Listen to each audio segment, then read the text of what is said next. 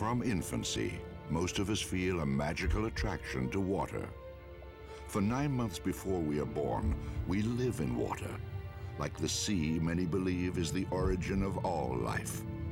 The sea many spend their lives trying to get back to. My name is Jacques Mayol. In my youth, my friends and I began freediving in the Mediterranean Sea, diving as deep as we could while holding our breath. Freediving is as old as humanity. Our earliest ancestors brought back food and pearls from the shallows. 1,500 years ago, the female ama divers of Japan began descending with only the air in their lungs to gather shellfish and kelp. They continue with great skill, even today. But our quest had nothing to do with the riches of the sea. We were interested in only one thing: discovering how deep a human being could dive on a single breath of air.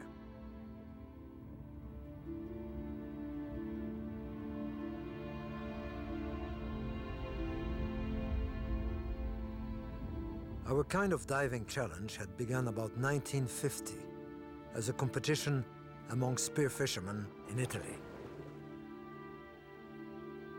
Scientists then believed the man would be crushed to death below 30 meters. By 1965, a rivalry for world records had begun between Enzo Maiorca and myself. For 20 years, we drove each other deeper. In those days, we had no specific rules. We used whatever means possible to descend farther into the sea. We were challenging a totally unknown world. We were lucky to survive. Some of our friends did not. Eventually, using heavy weights, we both passed the seemingly impossible barrier of 100 meters, almost 330 feet.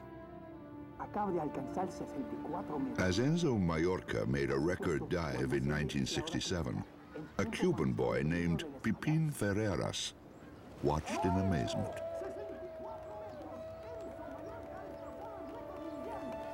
I was always drawn to the sea. Even before I could talk, I could swim.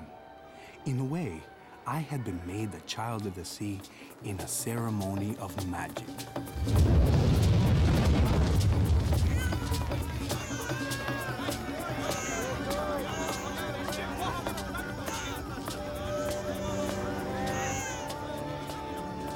I was a sickly baby, so a god of health, Olokun, was invoked to protect me.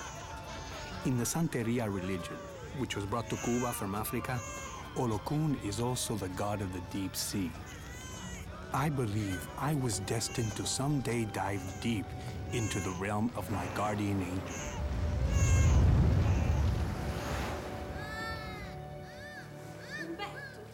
While Pipin dreamed of the ocean, on the other side of the world, there was a little Italian boy named Umberto Pelicczari who hated water. I was afraid of all water. Desperate with my fears, my mother decided to put me in swimming school. After the first lesson, she couldn't drag me out of the water. By the time I was 18, my friends and I would drive for hours every weekend to get to the sea.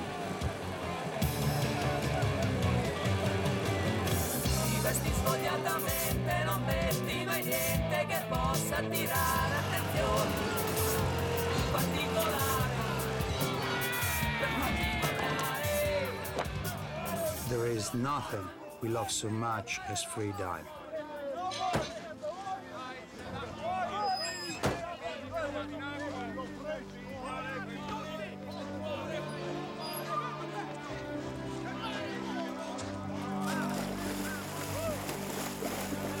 We were not professional divers, just close friends who love the sea.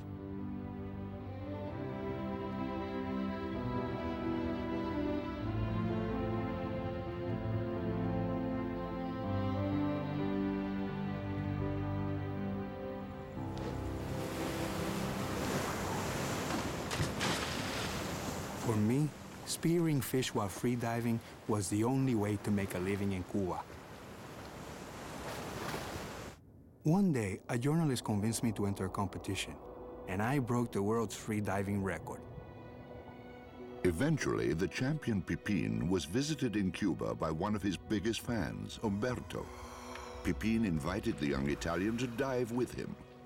Soon, like Mallorca and Mayol before them, they were breaking each other's records, using any discipline available. Competition became fierce, and friendship faded. Soon, their rivalry expanded into competing philosophies. Umberto began to reject the sled and concentrate more on a discipline called constant weight, using only his body to dive as deep as possible and return with no artificial help. Pipin remained focused on reaching the ultimate human depth, and he continued in the discipline called no limits, plummeting ever deeper on a weighted sled, then rising with the help of a balloon. Each claimed their discipline was the superior achievement, but who was the better diver, and which discipline the more challenging?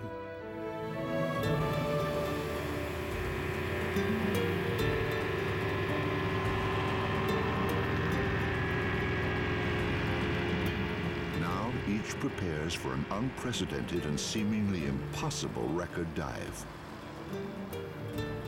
Becoming a world champion freediver was my way out of Cuba, and now I live and train in Miami.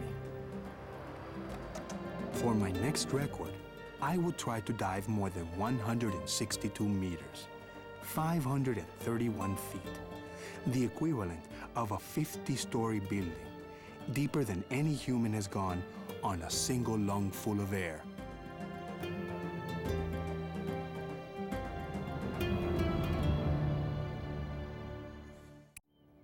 My mentor, Jacques Mayol, told me to use pranayama yoga to focus my mind and spirit before a record dive.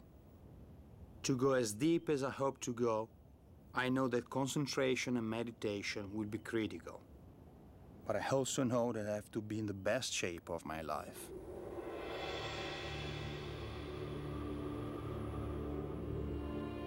I train near my home in Sardinia at a magic place called Capo Testa.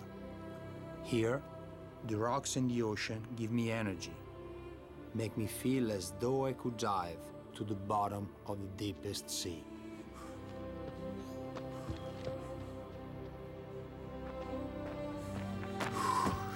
For a single 3-minute dive, I trained 10 months. It's hard work, but I want to reach 80 meters, more than 262 feet, using only my legs and fins. No one has ever done that.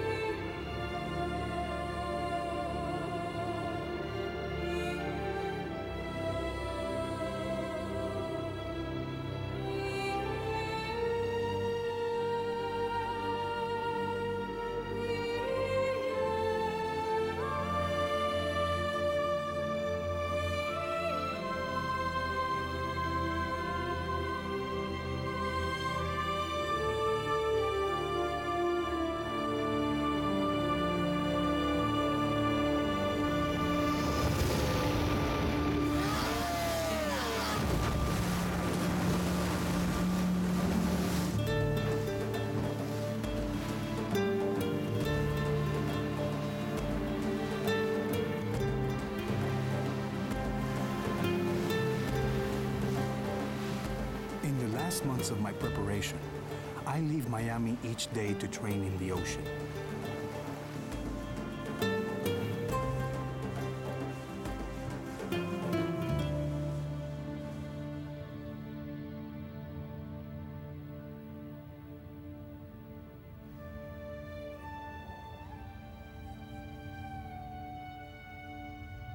I like to dive with sharks.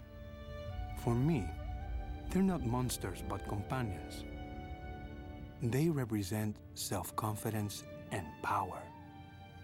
In my imagination, I become one of them.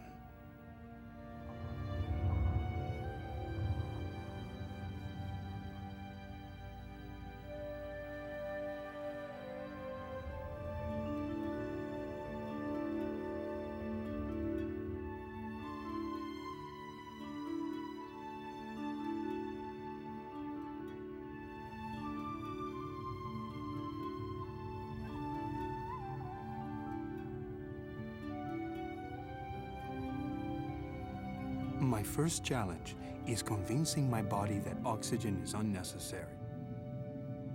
Some of the best competitive free divers can hold their breath for nearly 8 minutes.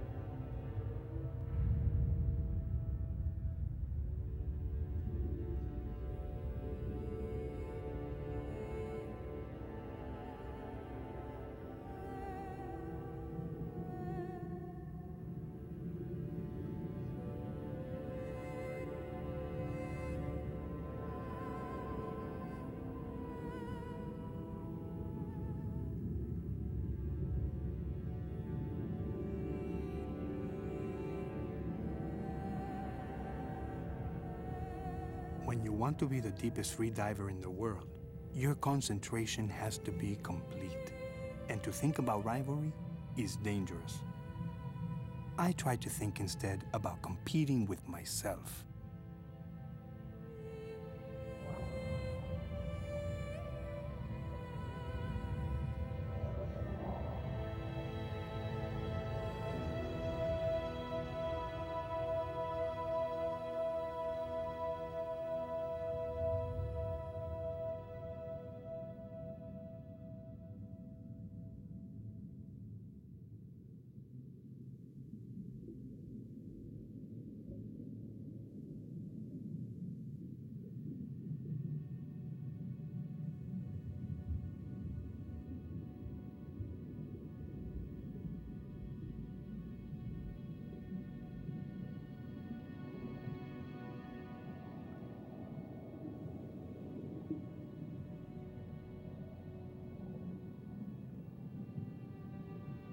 I choose constant weights because to me it's the purest form of free diving. A diver on a sled has only to hold his breath and equalize his ears. But in constant weights, there's no artificial help. It's just me and the ocean.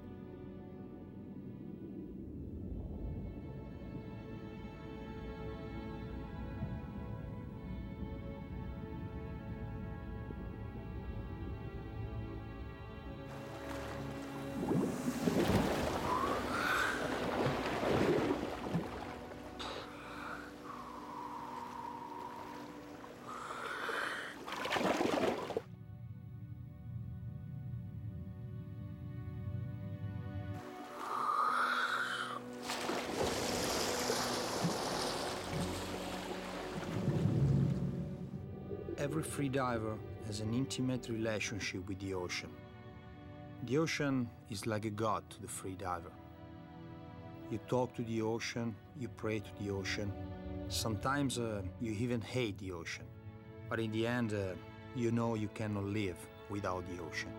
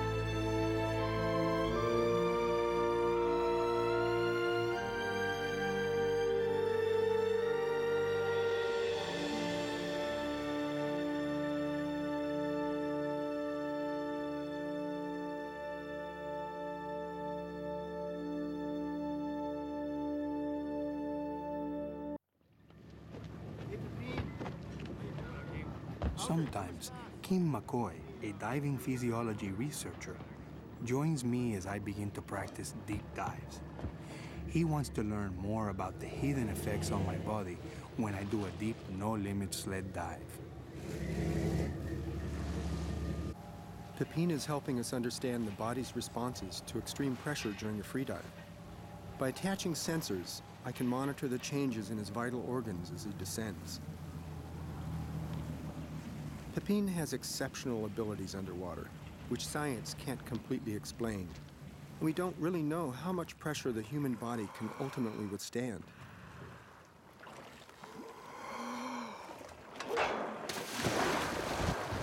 Immediately, Pipin's heart rate begins to slow, which conserves oxygen, a diving reflex we humans share with marine mammals.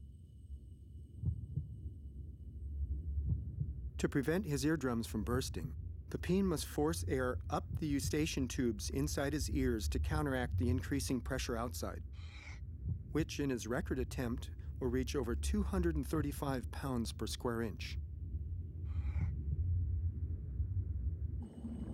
As the water gets colder and the pressure builds, the stresses are immense.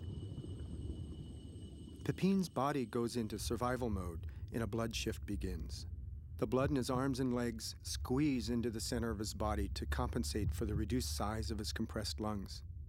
Otherwise, his chest could collapse under the pressure, resulting in certain death.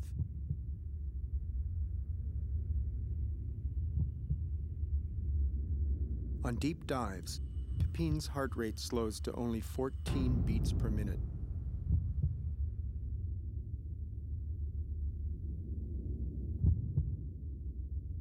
Below 150 meters, nearly 500 feet, his lungs are compressed to the size of oranges. His heart is pushed to the side and upward by the massive pressures. Ironically, most freediving deaths are the result of shallow water blackout, which occurs when a diver stays too long at depth. If he does, the oxygen level in his blood drops too low during ascent, and it's lights out.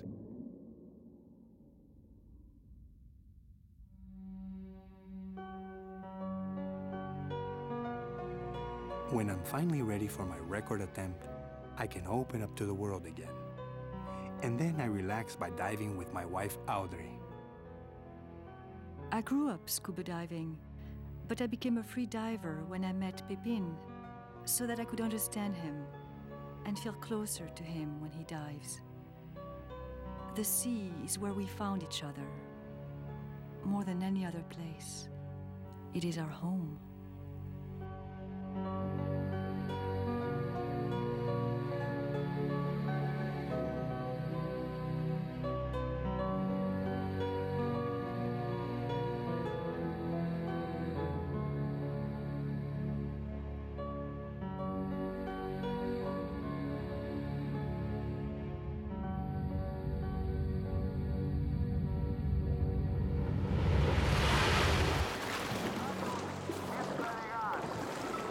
As Pipin prepares for his record dive, McCoy readies the instrument that will verify his depth.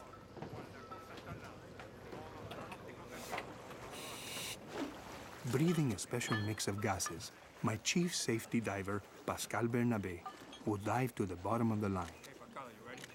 He puts himself at great risk, and without him, I couldn't attempt what I hope is the deepest free dive in history.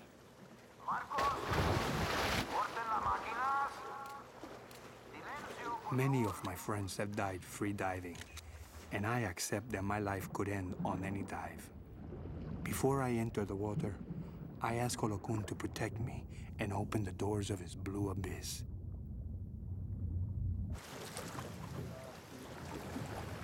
Strangely, I always feel calm before a dive. I'm more relaxed than Audrey, but in spite of her apprehension, she's there for me.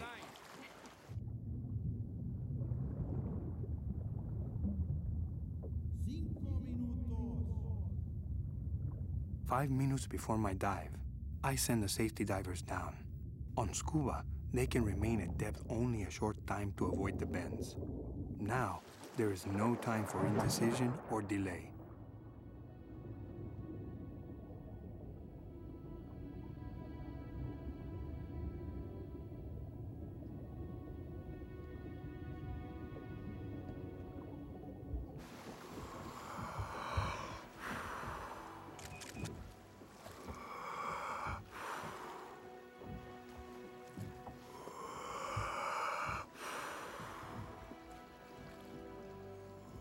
530 feet below, Pascal waits alone.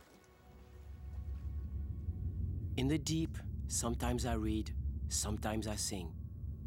But mostly I wonder what's happening so far above me.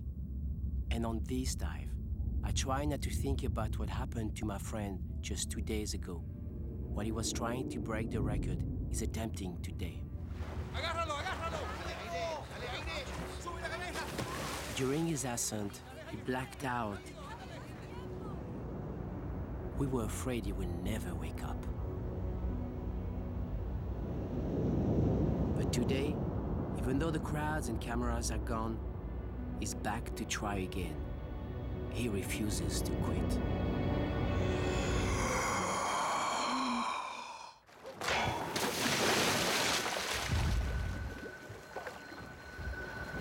For 3 minutes, Pipin disappears. I hold the line tightly to feel a connection to him, to imagine in every vibration what he's going through.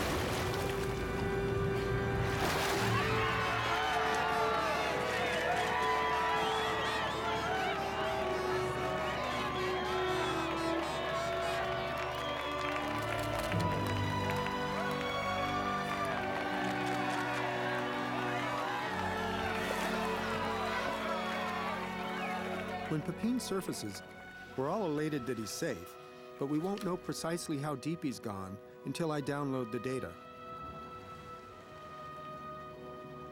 162 meters. 531 feet. Pipin Feraras has gone deeper holding his breath than any man in history.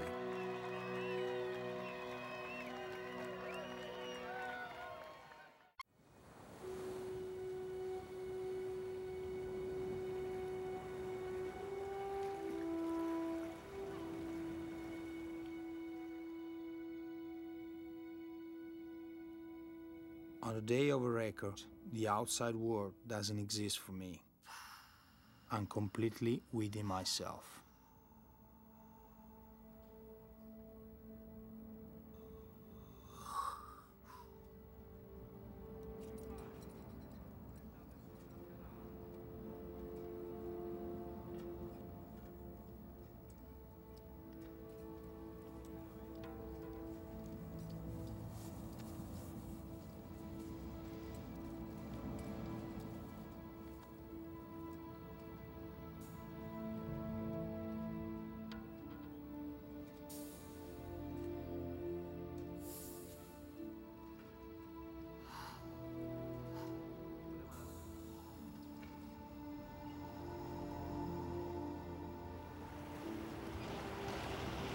When I walk out, into the bright sunlight, I'm only vaguely aware of the commotion around me. In my mind, I'm already in the sea. The key to achieving a constant wave record is efficiency. During the dive, I have to conserve every molecule of oxygen in my body by being completely streamlined and absolutely calm. Every movement I make, even every thought I have, will use up precious oxygen.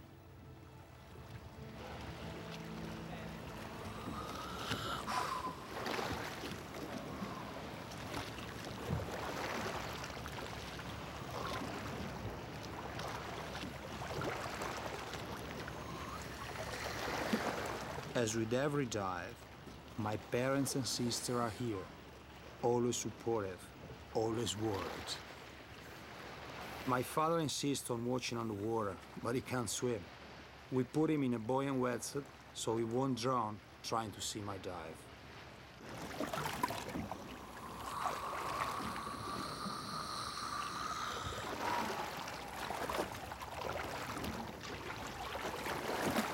In the last minutes, I imagine the entire dive ahead.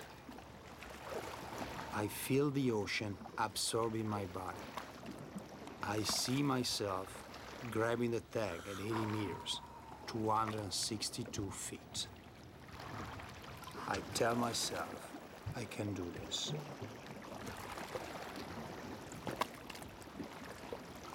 When I'm finally prepared, I've already succeeded in my mind. I've already descended into the blue infinity below. Following the guideline, I can touch only at the bottom. I signal for the final 5-minute countdown. Now the safety divers descend. These last 5 minutes seem like 5 seconds.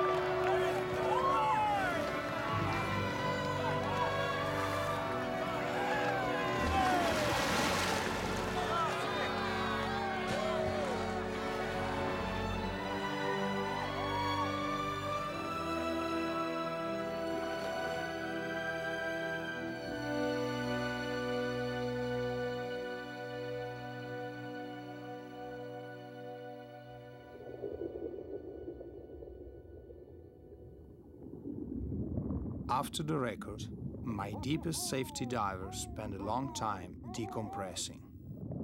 They're my brothers, and they share in the risks. But they can't share in the celebration above. So I bring the party down to them.